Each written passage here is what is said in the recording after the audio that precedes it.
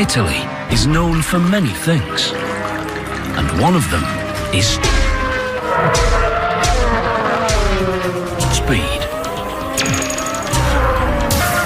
And speed Italian style conjures up one name: Ferrari. They have the most Formula One wins in history. But the company has hit a speed bump. Consumer sales are unsteady. It's a watershed moment for one of the most iconic brands in the car biz. Their response is extremely risky. Some even wonder if they've gone insane. Ferrari FF is total sacrilege. A four-seat, four-wheel drive supercar with a hatchback. This is a Ferrari?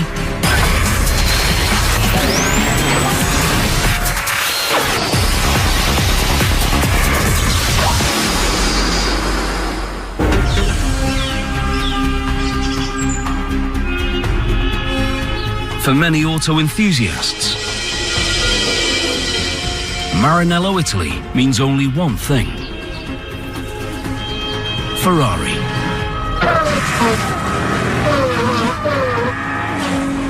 You have to go on the track and you have to win. Ferrari is very good at winning. The only company that's raced every season of Formula One since the series began in 1950.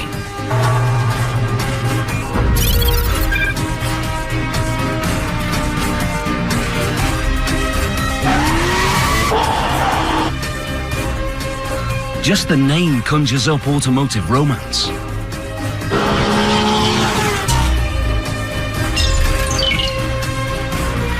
For years, the company has been famous for building Formula One race cars.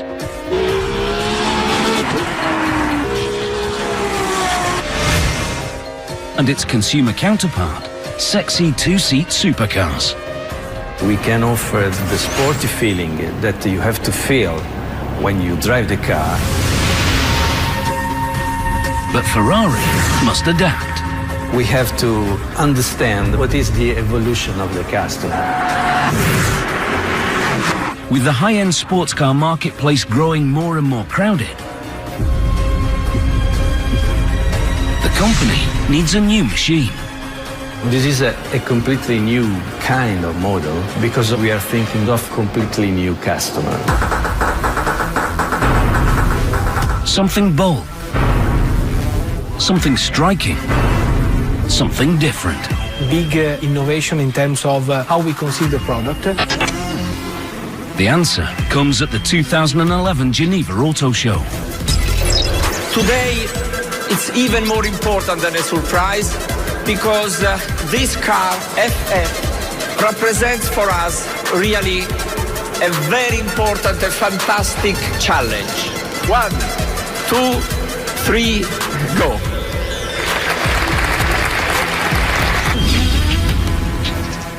The Ferrari FF. A supercar that's unlike any other on the road today. But a machine that threatens to be highly polarizing. I mean, we all think Ferrari's a bunch of guys that are like, let's do this, it's crazy.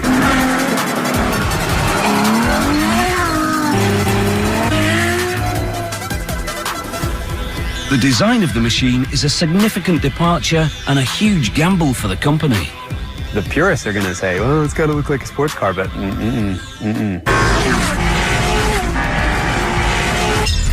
Some people question if the company's gone nuts.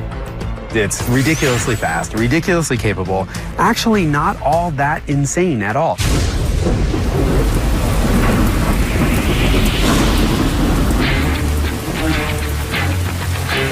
But Ferrari feels it has to shake up the marketplace.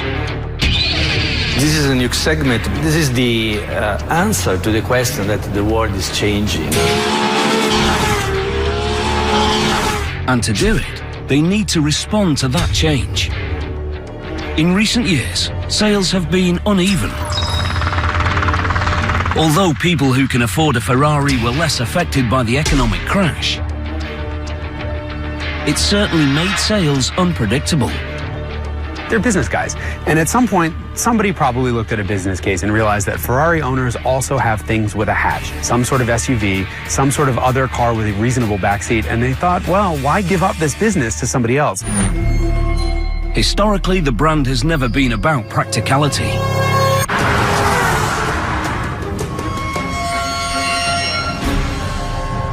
But now, in order to stay at the front of the pack, they have to be. As time changes, we wanted to have a car which was fitting even better to the request of our clients. The key request is I would like to use my Ferrari as much as possible. It's a vicious cycle. The brand is famous for winning Formula One races and then transferring that technology to the street. But that costs money. And there's a limit to how many two-seat supercars that can't hold groceries you can sell.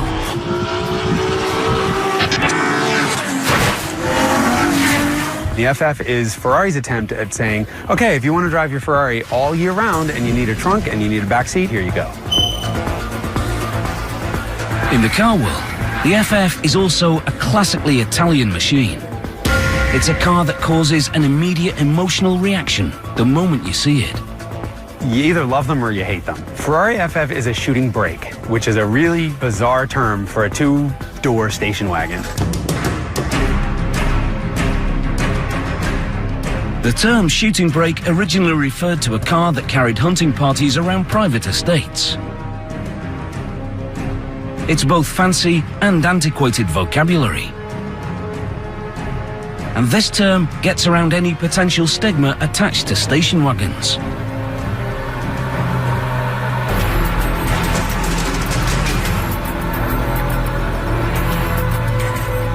The car is conceived to be a car for 4 people. Being a car for 4 people means that you need to have some space inside, and this is also, of course, shaping the car outside. Shape and style are everything at Ferrari. For both the cars and the factory.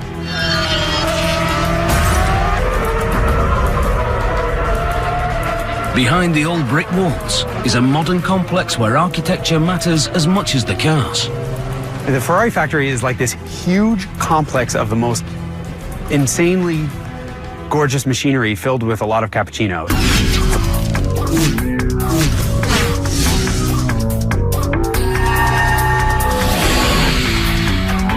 The factory is spread out over a 250,000 square meter campus.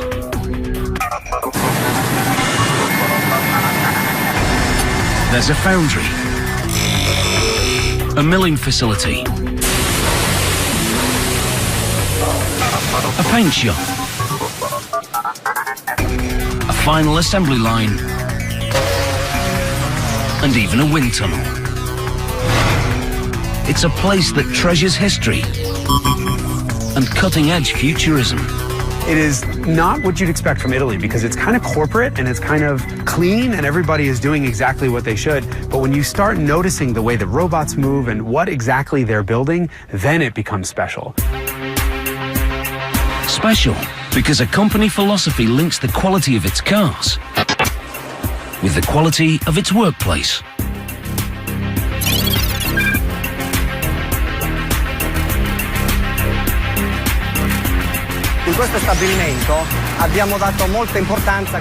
In this building, we place great importance on what we call Formula Uomo, which puts people before everything.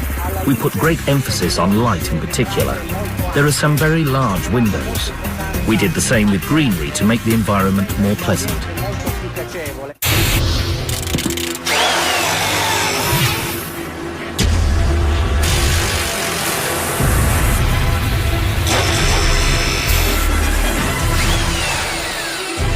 Few would question the beauty of the Ferrari factory.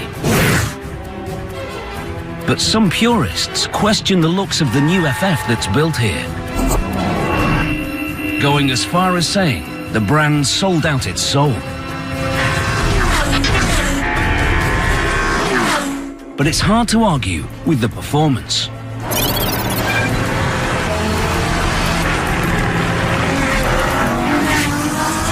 Balancing speed and style has always been a universal supercar conundrum.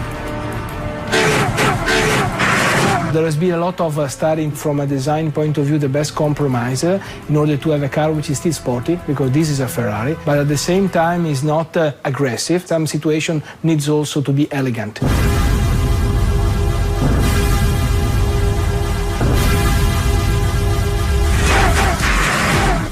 The look of the car is the most striking and obvious change, but it's not the most revolutionary. It's revolutionary because I've worked for Ferrari since 1971, and there was never any notion we could have a four-wheel drive. Four-wheel drive is something no one at Ferrari had ever imagined. Four-wheel drive is meant to allow to use the car maybe when it's raining, maybe on the snow. So all those kind of situations where you would normally not imagine to use a Ferrari.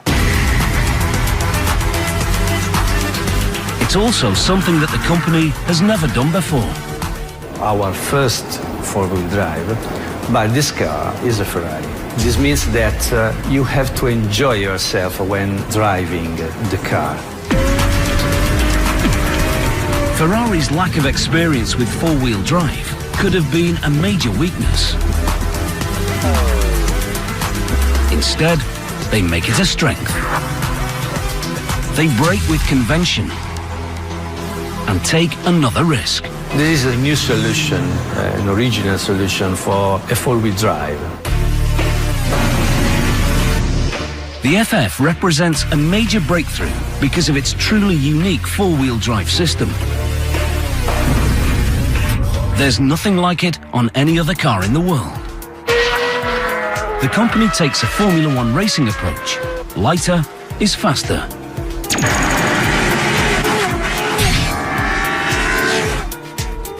And applies it to their four-wheel drive system. What's the problem for a normal four-wheel drive? The most important problem is the weight. Weight is the enemy for all supercars. But it's even more of a challenge for a four-wheel drive supercar. Four-wheel drive is single-handedly the worst thing you could do for weight in a car. You're adding gear shifts and drive shafts and stuff all over the place. In a conventional four-wheel drive machine, the engine sends power to a transfer case. The transfer case distributes energy in two directions, using two different drive shafts.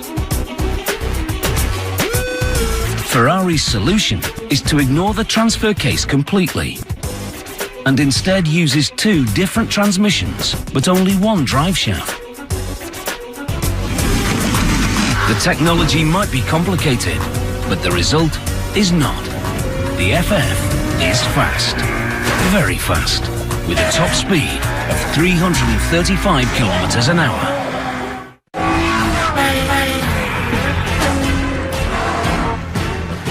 One other modern revolution allows Ferrari to so radically reimagine four-wheel drive. The computer.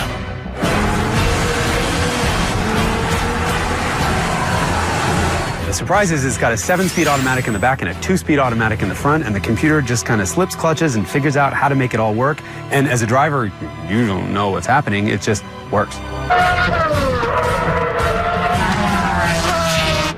The computers were developed by the company's Formula One team. Like always in Ferrari, we're doing innovation. Being this technical innovation is in our DNA. We also always have strong link with our past. There is a direct and immediate connection between Formula One and the FF. We have three important fields that we are working with the Formula One: engine, aerodynamics, and electronics.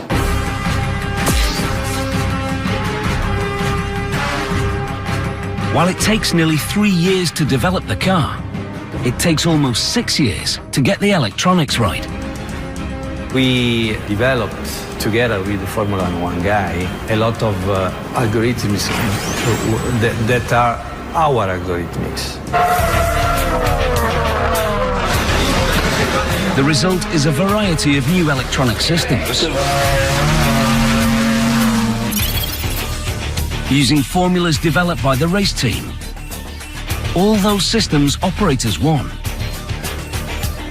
integrated into a single computer system. What we have now is an integration of each subsystem controls that let us to optimize the whole car.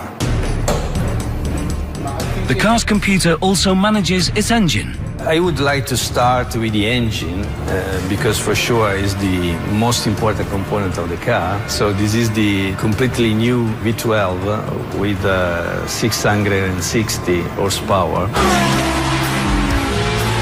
If high performance is the brand's most identifiable trait, then making money comes in a close second.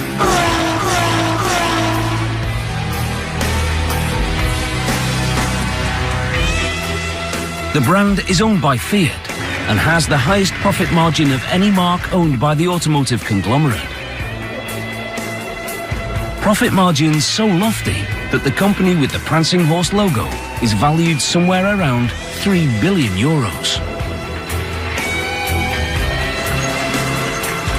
Analysts peg the entire Fiat Group's net worth at around 8 billion euros.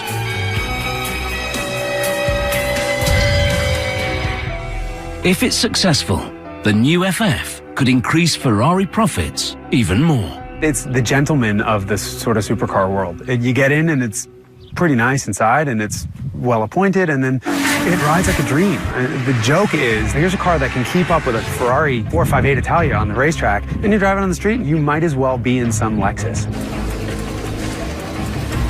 For the last several years, Ferrari has produced somewhere between 6,100 and 7,100 cars a year.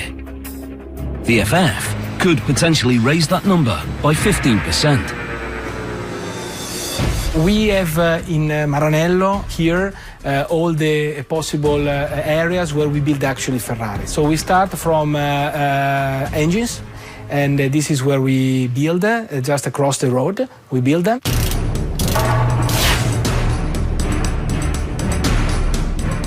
That engine comes to life not with wrenches,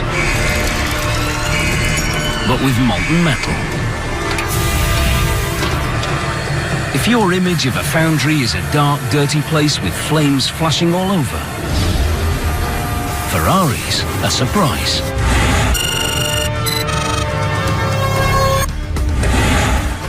This foundry is a clean, well-lit building.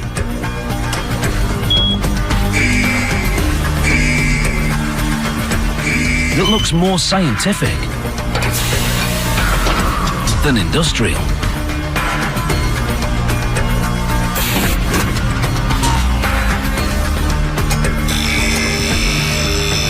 The FF engine is made from lightweight aluminium. We melt the aluminum, the ingots, and we reach more or less 800 degrees inside the furnace. They fill a huge cauldron, taking samples of the melted aluminium to ensure its exact chemical composition. Then pouring the molten metal into a second furnace to heat it some more. To have a complete filling of this furnace, we use 900 kilo of aluminum.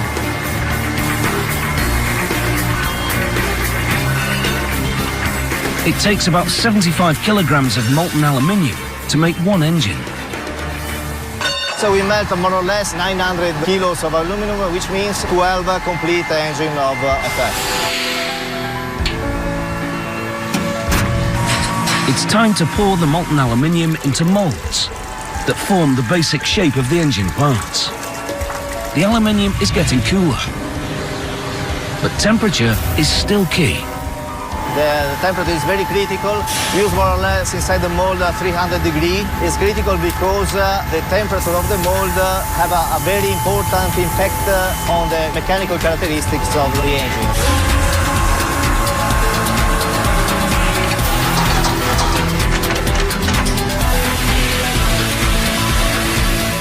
They use two kinds of molds to build the engine. Some are made of steel and can be used over and over. The steel allows very accurate control of temperatures. It's very important to decrease very quickly the temperature of the aluminum after casting to have a good mechanical characteristics.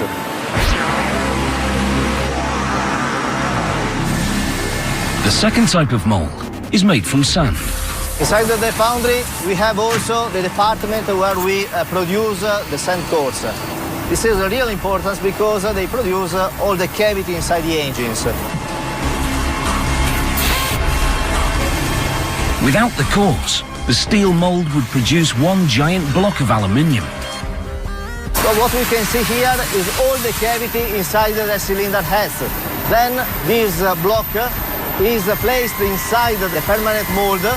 The mold closed, and we put the aluminum inside the steel. Even the kind of sand they use needs to be special. The most important thing in this phase is the quality of the sand, because in this sand there are some resins, and the resins can give us some defects inside the mold. For example, we can have bubbles or gas or other defects like this.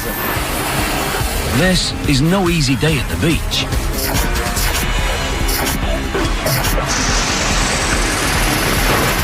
They flip the mold over. Again, the FF benefits from what's been learned by the Formula One race team. This is the same process for the Formula One. In fact, there we have a little department where we cast only Formula One components.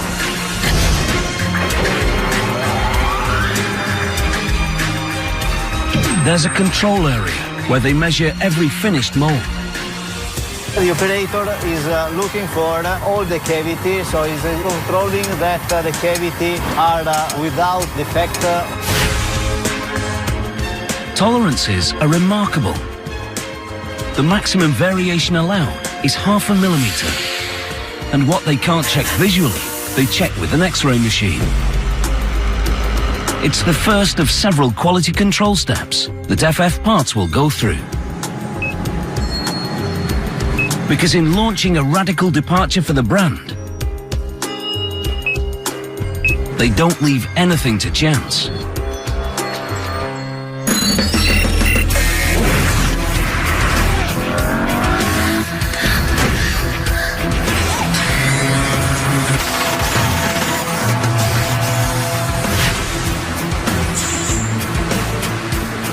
There's an entire building devoted to milling the rough metal pieces from the foundry into pristine engine parts.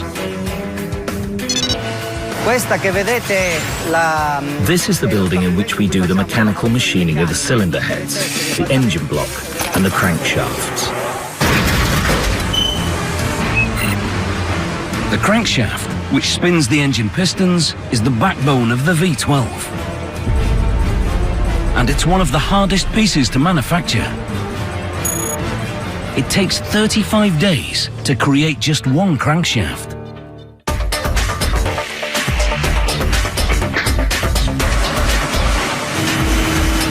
After receiving a raw piece from the foundry, they machine material away.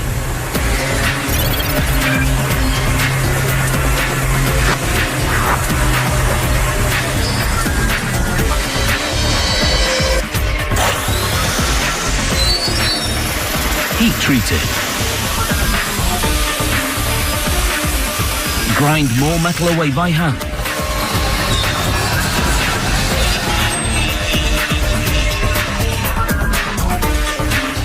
Before doing the final finishing.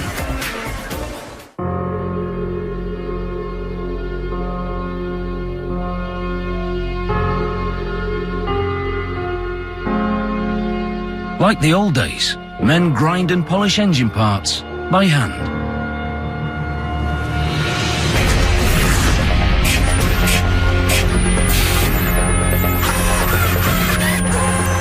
But robots get in on the action too. Moto-romantic. It's robo-romantic. It's robots. I mean, there's a lot of robots, and people there too, but it's just, they're building art with robots.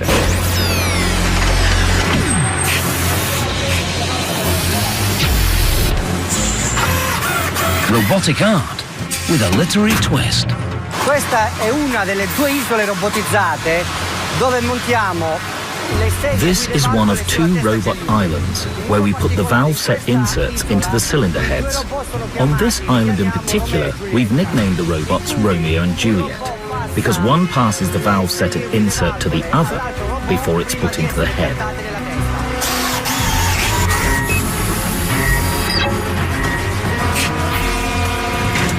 Shakespeare never imagined how cold love could get. Romeo and Juliet cool valve seats to minus 126 degrees Celsius in liquid nitrogen. When the engine heads come back to room temperature, the valves will be clasped tightly in place. It seems the heart of an ultra-high-performance engine pays a hefty price.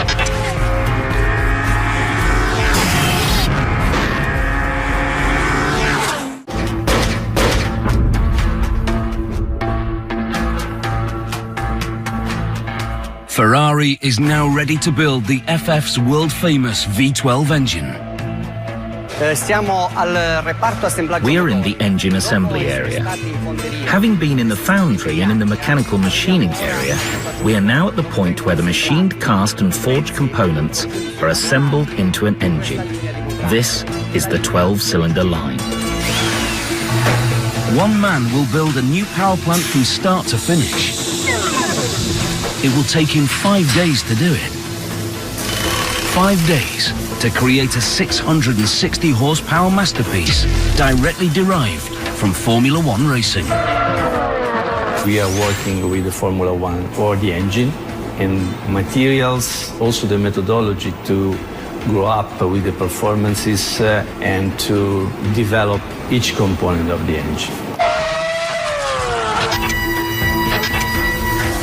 They start by mounting the engine block on a special card.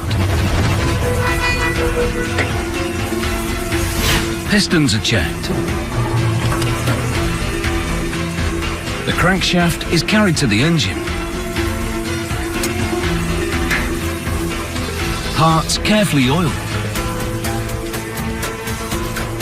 Very slowly, each of the engine's 12 pistons slide in.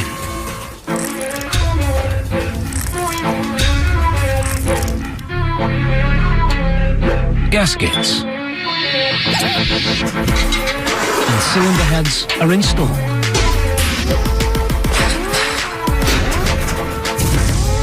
The crankcase is fitted and very carefully bolted down.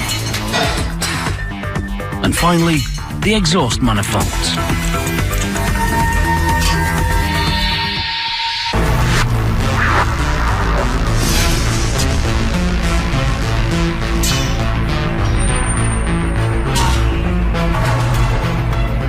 Another V12 engine is ready to be shipped to the final assembly area.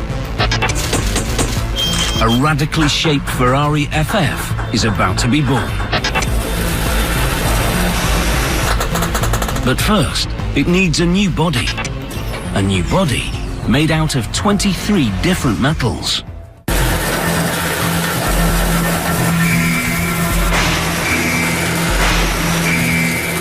In a world where many exotic cars use carbon fiber and other composite materials to cut weight, Ferrari uses aluminium. An inheritance from its early Formula One cars, which were all built with aluminium bodies. The FF is an evolution of our aluminium alloys. So in order to save every time as much as possible the weight of the car, we are specializing every part of the car with the right alloy. The FF's body is crafted at Ferrari's Scaglietti facility, which is located 18 kilometers away from Maranello. It's the only part of the production process that's not done within the factory complex walls. But it might be its most artistic.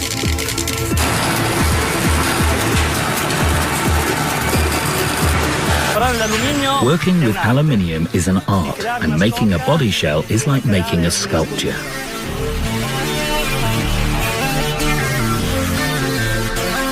A sculpture that comes to life piece by piece, as artisans weld them together.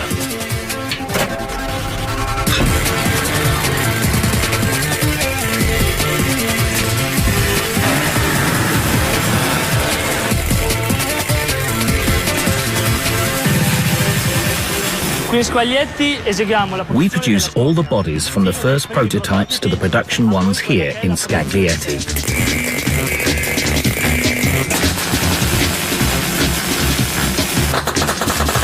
60% of the body is put together by individual craftsmen. L'alluminio è molto più difficile da lavorare dell'acciaio. Aluminium is much more difficult to work with than steel, but Ferrari chose it because it's also much lighter and more rigid. Di rigidezza sicuramente maggiore. This need to combine lightness with rigidity leads Ferrari engineers to choose 23 different materials. 23 is the big number, but probably in the future we will increase this kind of number. Each part of the car must be designed in order to save the weight as much as possible. First, they place the aluminium space frame on the line.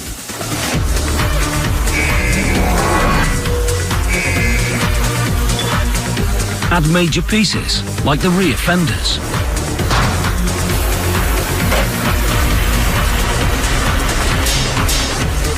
The roof.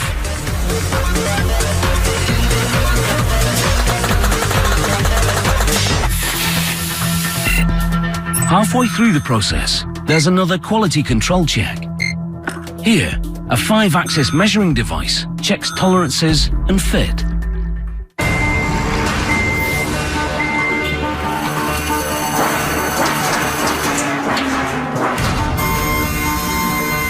They hang the doors.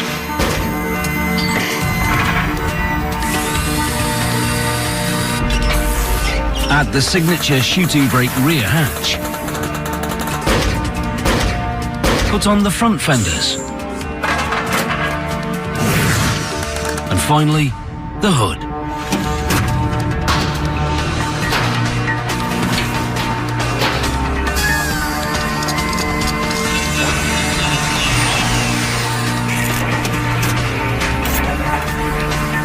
Artisans ensure the fit and finish is perfect before yet another quality control step.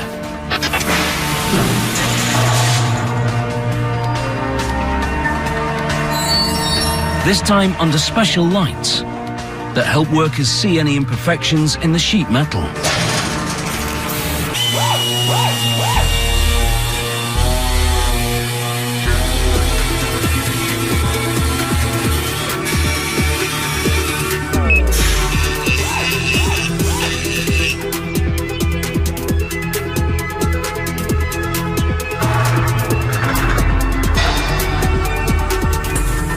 Now the finished FF body heads to Maranello. Until now, all the bodies are the same.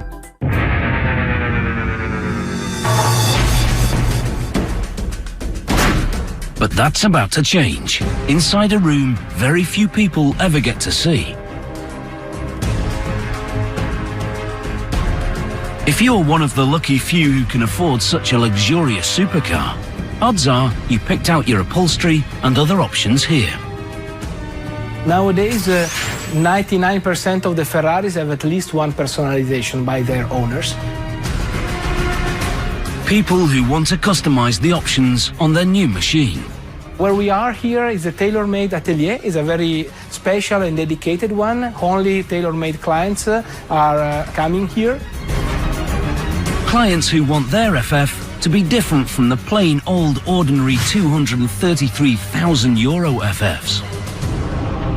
So, for example, we use on the FF in this atelier, we put cashmere on the roof, so that when you touch the roof, which is normally something that is done in a very basic material, you have a very rich and different sensation.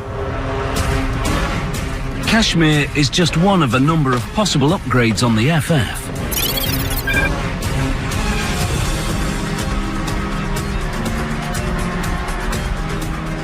So for the trunk of this FF, we want to do something really different. This is a very nice touch because it's aging with time, so the color is changing as it does. We tend to experiment. The only point, and we need to be very mindful here, is that these materials are going to a car. Mindful, because there's only so far Ferrari will let the customization go. A client who comes here to have a tailor-made car is always assisted by a personal designer who knows the guidelines that we have to respect the brand. So a pink Ferrari will not be born in this room, for sure. So they won't go pink. But one of the more popular colors is the same red they paint all their Formula One race cars. That classic Ferrari red and all the other colors they offer are applied in the paint shop in Maranello.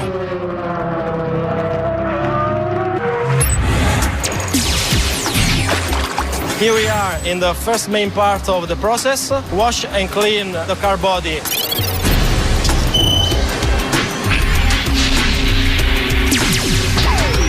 They put the car into chemicals to keep it from rusting. The challenge of the painting is to guarantee there is no corrosion.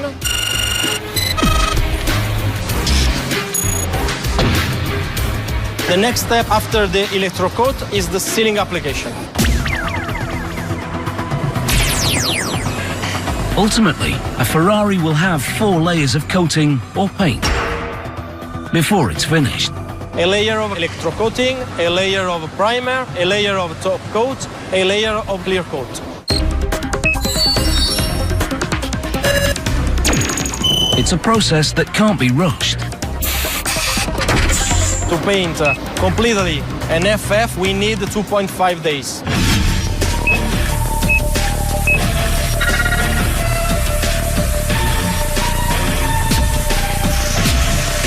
It's a lot of work for a very thin layer of paint.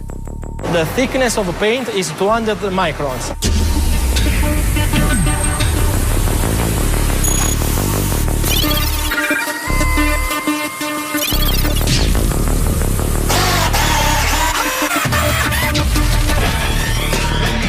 The final inspection is more important for us because it's a manual activity, visual activity, and the people are skilled to discover all the imperfection on the painting, only looking at the reflection of the light on the surface.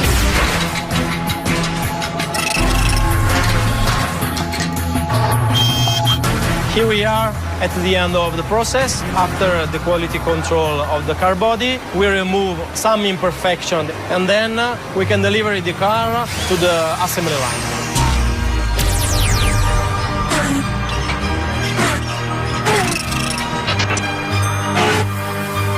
A newly painted FF is about to head off to the final assembly line.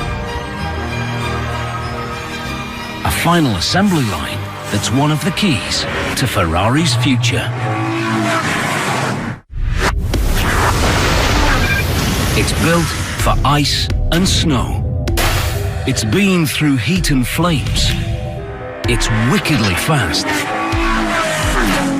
And a total reinvention of a brand.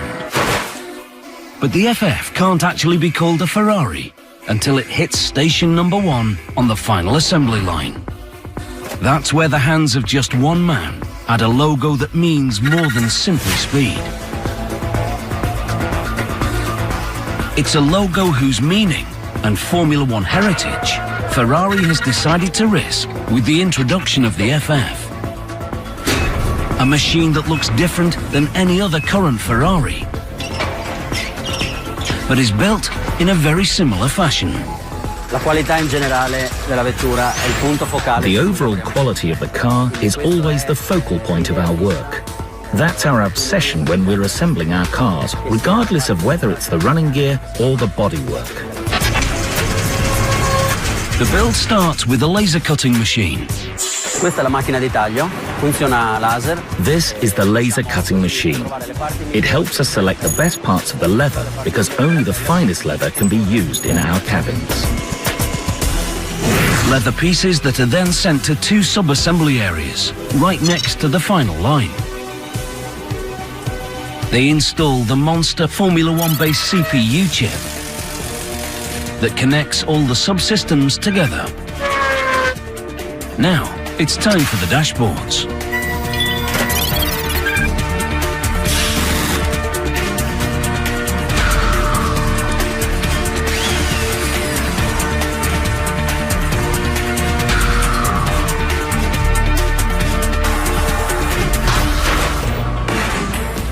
Questa linea noi realizziamo il sottogruppo. This is the line where we put together drivetrain subassembly.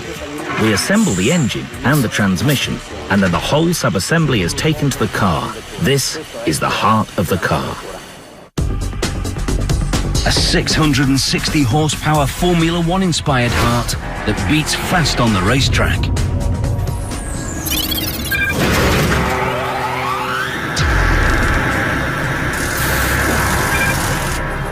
With a heart and a badge, the FF is almost a race-ready Ferrari, but not quite yet.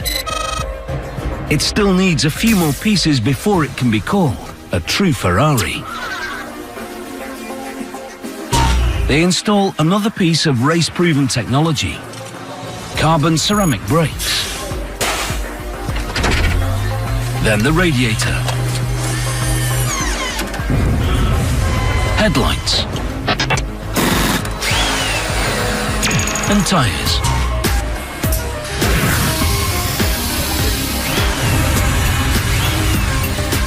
Installing the steering wheel is special, because here is where they program the Formula One design CPU chip for each FF's unique destination. It's like turning on your home computer for the first time. It asks you what country you're in, what time zone, what language you want. Now every new FF knows whether it should display kilometers or miles per hour, liters or gallons. Finally, it's time to put the finished doors on, install the seats, and do the final quality check.